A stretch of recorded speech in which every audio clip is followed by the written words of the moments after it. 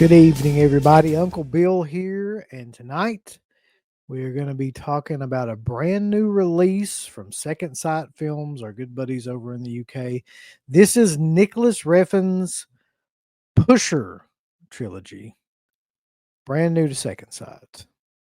This is a director that I am familiar with, Nicolas Refn, just through other movies, though. I've never seen any of the Pusher films.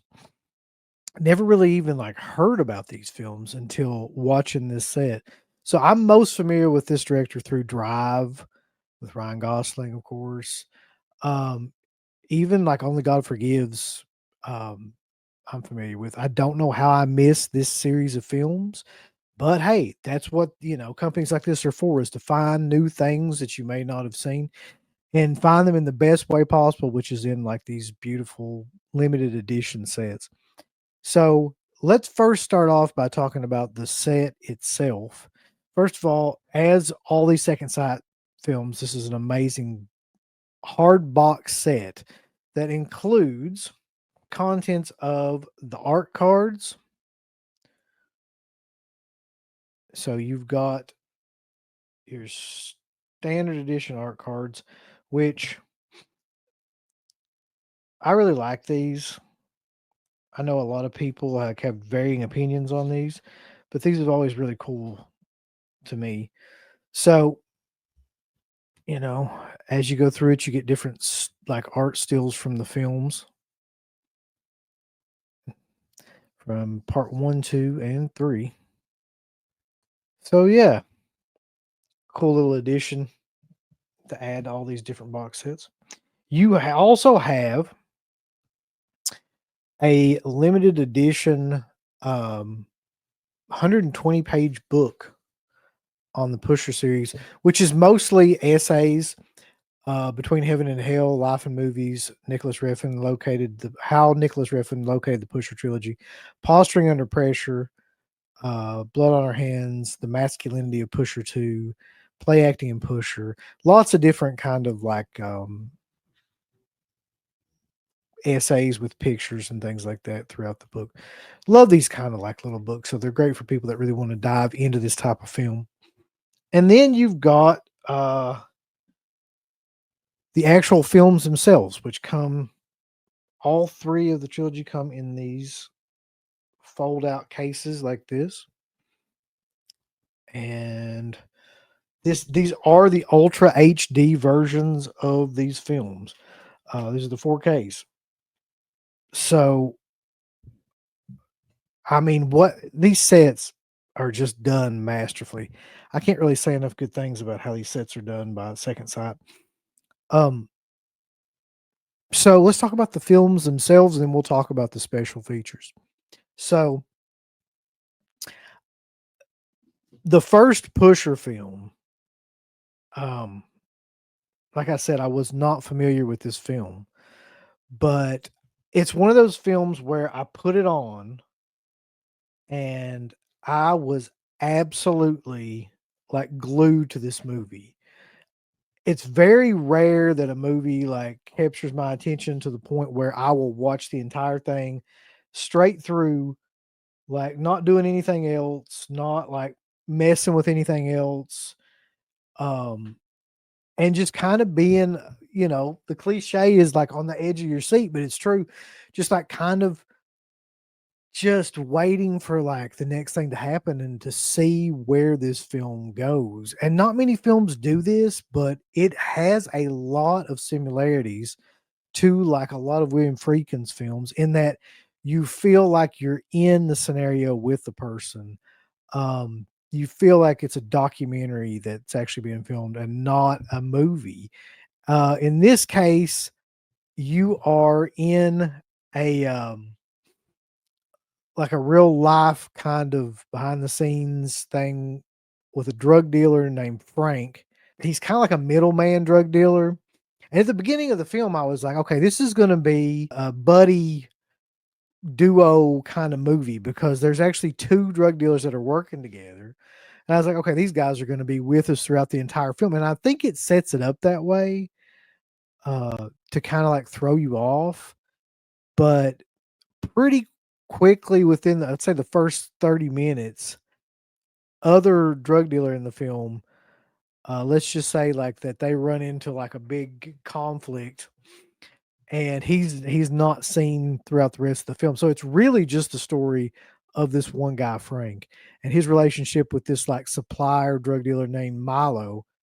And I tell you, the best film to equate this to would be like Uncut Gems, because that is the style of the movie. Fast, quickly paced, really fast editing style. One thing's happening, and like also any bad thing that can happen, you kind of watch this guy's life like unravel in front of you for the runtime of the movie. Um, and you get like everything he's trying to do backfires and everything really like doesn't work. And it's kind of like a true life story of like what happens when you're in that world and you're on drugs and you're trying to make things work. You're trying to make moves and make money and, keep your head above water, but it just doesn't work. And that's like the whole plot of Pusher, but the way that it's executed is really what makes it an excellent film. I mean, there's a million different films that have been done on drug dealers and things like that, but the way this is filmed, the way it's edited, the cinematography, you can tell it's low budget. It was made in 1996, and I think he said he was 19 when the film was made, the director, and it was like you can tell that he's got a huge amount of talent, but like not a lot of resources. And everything that he does, he has to do with talent and with ingenuity. And from the cinematography to how it's filmed to the handheld camera work, it's a great film. It's like right up there with some of the classic films of that style, like The French Connection and Uncut Gems and things like that. I think it's right up there with all of them. I loved it. Pusher 2 is a little bit more familiar to me just because of Mads Mikkelsen, and he is actually the star of that one. And this was 2004, so by this time, Refn's got a little bit more experience behind the camera. It's a completely different, excuse me, style film. It's more intense. It's grittier. It's more of a violent, nihilistic film. Um, it does pick up with like the movie kind of goes from the results of the first film, and it goes from there, explores like a bunch of different themes. There's a lot more nudity and a lot more focus on sex in this movie. A lot more focus on just like what would you say, like hedonism in this film. Although it's completely different, I didn't personally. Just this is me personally. I didn't like this one as much as I liked the first one, and I think it's because I just don't like that actor. I don't like Mads. I've tried so much to like him, but like he's I've just never attached myself to him that much. But it doesn't mean that the film itself is not great, because it is a completely different film and stands apart from the first one as almost like just it's not even it's part of the series, but it's done so differently that you wouldn't realize that. And then the third film is the downfall film. It's the Godfather 3 except better film.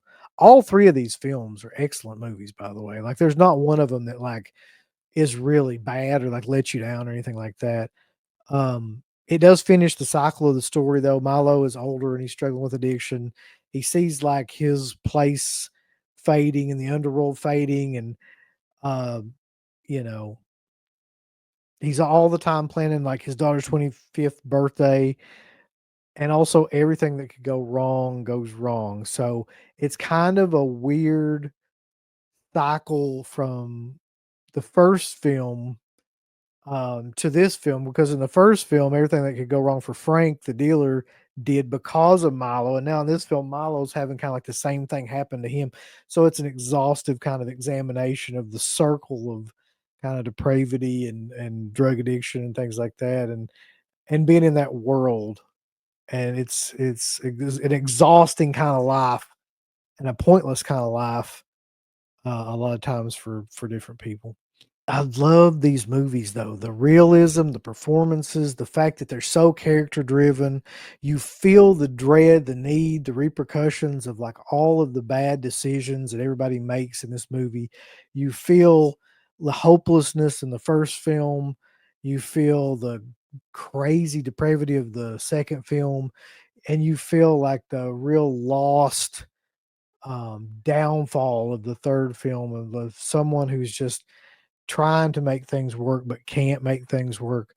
What an excellent series of films that I'd never seen before and can't believe that I'd never watched them. But um, yeah, let's talk about the special features that are on these too.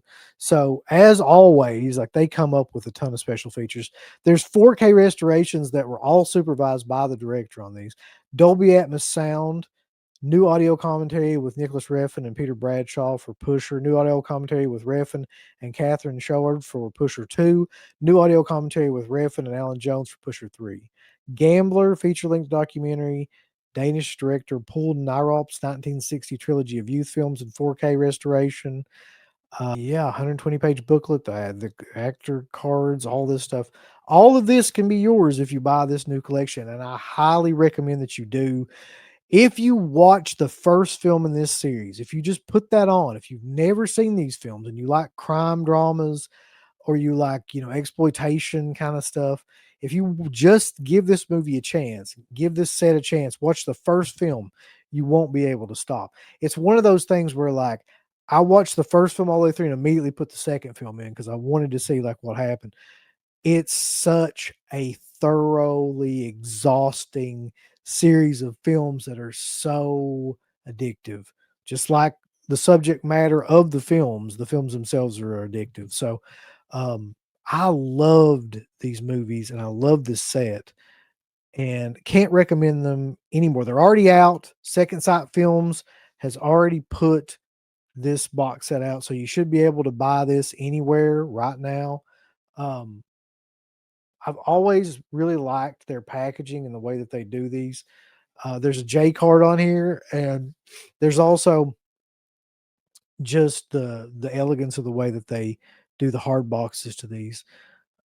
So yeah, check it out if you're interested. Refn is a guy that's an acquired taste, I find, for a lot of people. But if you like to drive, you're gonna love a movie like Pusher. Um, so yeah, I'm Uncle Bill. Check us out over at deadpit.com, Into the Dead Pit. Check out all of the social media sites. Give us a like, subscribe, go over and watch our videos. Join us over at the Discord. Until then, I'll see y'all later. A big thanks goes out to our supporters over at DEADPIT on Patreon.com. You can get hours upon hours of great content, right, Uncle Bill? There's so many hours of content. We've got reviews. We've got songs. We've got live streams. We've got exclusive streams. We've got non-exclusive streams. We've got streams with all kinds of celebrities and all kinds of different old shows from the past podcast, the initial incarnation of the show. All of that can be yours. DEADPIT on Patreon.com. Show us a little bit of love. Give us some money because we definitely deserve it. That Patreon page is so killer that you'll rub your bird to it on a nightly basis. It's that good. You won't be able to contain yourself. You'll have to jerk your bird out and go crazy. I mean, that's how much content that we have. So much content that it's massive, and it will massively smack you in the face. You'll play with your bird so much, pretty soon you'll be looking around for somebody else's bird to play with. Hey everybody, it's your favorite Filipino bitch, Miss Slatko Fudd, telling you about shop.deadpit.com. Simply the best horror shirts. On TeePublic, there are others, but they all suck. and it's the best goddamn deal on horror shirts you will ever see. New shirts, old shirts, all the in-between shirts. God damn it, bulls, go over to shop.deadpit.com. You ain't down with that. You can go to